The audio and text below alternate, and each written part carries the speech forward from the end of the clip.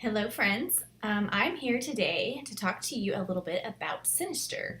I watched Sinister 2 last night, finally. I think it was released forever ago. Um, and thought I wanted to do a review on it, but then realized I've never really acknowledged the first one, just Sinister, on the blog. And I can't talk about Sinister 2 without first talking about Sinister. So today is going to be a little bit of a double feature review. Because I love Sinister. It's one of my favorite horror movies that's come out in the past, 5 to 10 years, really. It's a special one. And so I can't just dive into the sequel without acknowledging the original. So the original Sinister, I remember first seeing the red band trailer for it when it came out, and I had not heard anything about it at all. There was just this little red band trailer, I think it was a teaser on Bloody Disgusting, and watched it. And I still remember that first scene where it shows the family hanging from the tree, and the whole trailer was just really well done and really creepy. And I thought, this is something special. Like, this movie looks like it's going to be something else. Which a lot of times trailers are good and then movies don't live up. But Sinister definitely lived up for me. It was written and directed by Scott Derrickson, who has gained more fame in the past couple of years because he directed Doctor Strange, but I already knew and loved his work before then. He directed The Exorcism of Emily Rose back in 2005, which I also loved. And Scott he's a horror writer and director, but he also happens to be a Christian. And so I've listened to several really interesting interviews with him where he's really forthcoming about his interest in the genre and also his faith. And we share a lot of common ground in that area.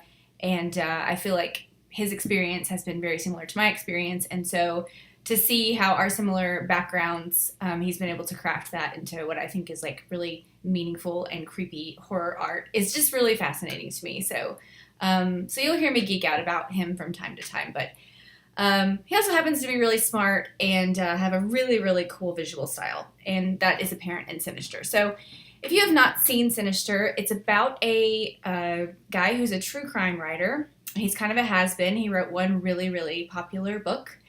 And he has moved his family across the country to live in a house where a family was murdered mysteriously.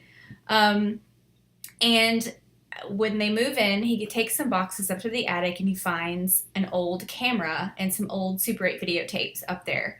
And he begins to watch the Super 8 videotapes, and there are, like, horrific murders on every single one of them. And so he becomes sort of obsessed with this case.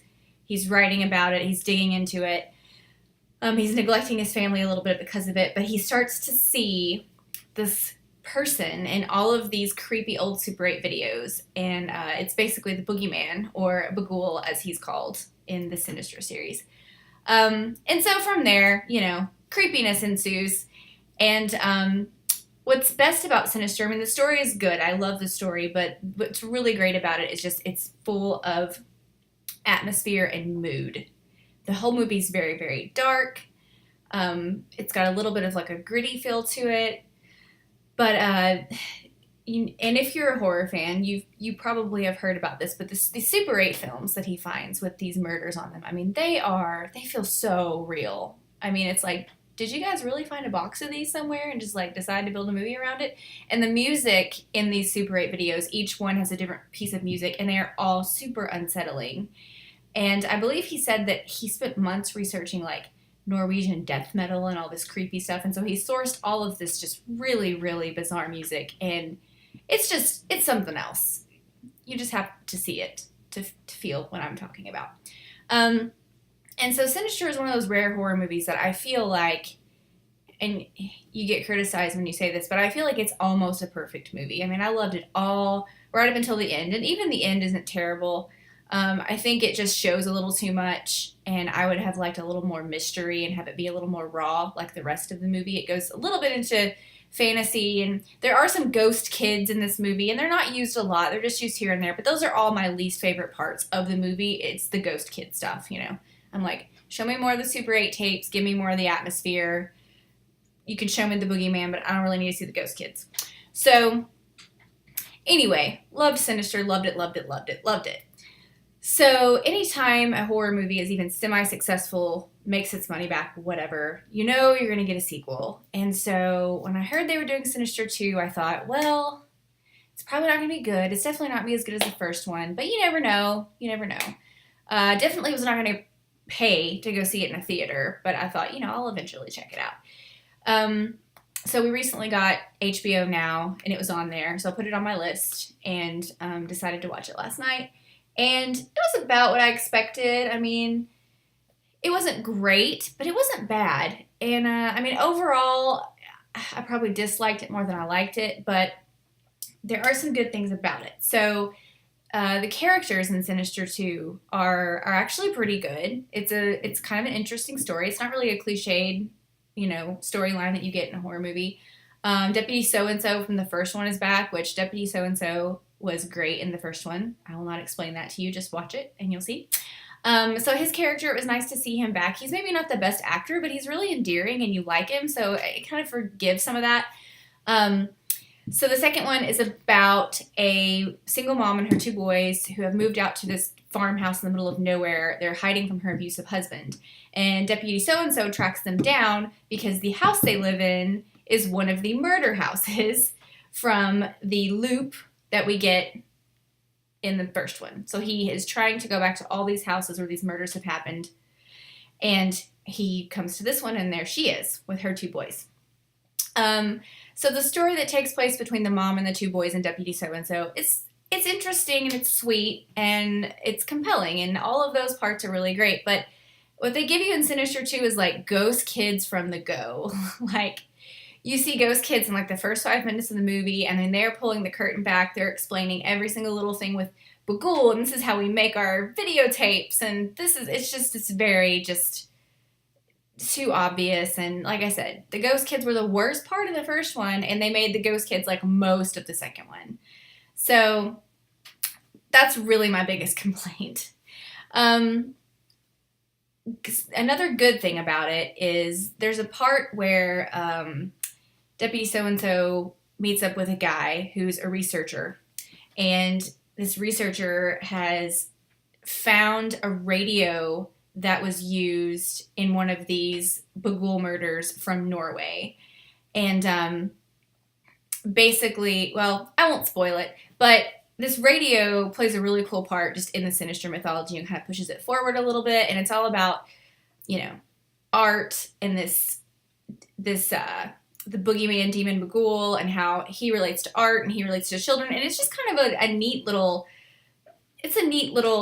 story, and it kind of ties everything together in a really cool way. So I liked that little bit, and I feel like if they would have done more of those things, it would have been better. And then the end is, I don't know, it's a little predictable, but then also you get to the end and there's not really an end. Like, the appropriate people survive and they get out, and you're like, okay, but what now? Like, where are they going to go? What are they doing? And then the movie ends with a jump scare similar to the first movie. And this is very unsatisfying. So, definitely watch Sinister, and go ahead, if you like Sinister, watch Sinister 2. Just like most sequels, don't expect it to be anything fantastic. But, it's enjoyable. So, basically, to wrap up,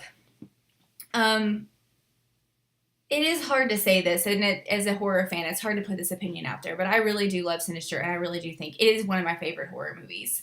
And I know there's a lot of people that have problems with it, but I mean, I just love it. There's not enough in it that I dislike for me to knock it down a peg. And I really do think it's one of the best horror movies. I mean, I'm going to just put it out there and say of the decade.